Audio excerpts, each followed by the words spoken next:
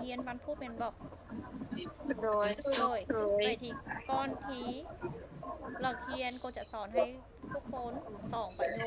ประโยคที่หนึ่งเม้นกามเอิญกามกรรมโอเค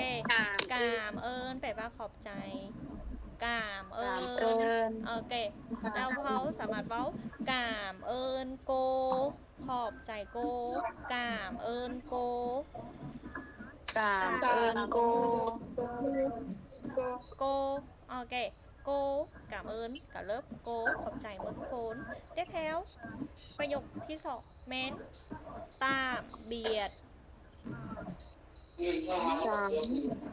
ตามเบียด กามเบียด ตามเบียดแปลว่าลา ตาก ก เบี อย ด นโดย ปากเบียดลากอน ลากอนแล้วทุกคนอยากเรียนอีกประโยคนึงบ่เลยโอเคtiếp theo vâng tạm biệt tiếp theo ประโยคที่3côสอนอีกประโยคนึงchúc ngủ ngon จุบหมูงอน chúc ngủ ngon จุบหมูง จุ๊ อบ น chúc ngủ ngon มีผู้ใดโบ้ปะ chúc ngủ ngon ภาษาลาวเป็นอย่างแล้ว ผมดี nè ok chúng ta sẽ chúc nhau non lắp phản đi chúc นอ ngủ นรับฝัน ngon ดีจุบหมูงอนน ngủ อนฝัน ngon ดี ok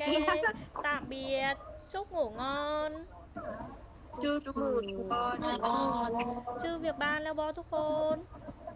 เจอแล้ว โอเคอย่าลืมเด้อ ตามเบียดบ๊ายบาย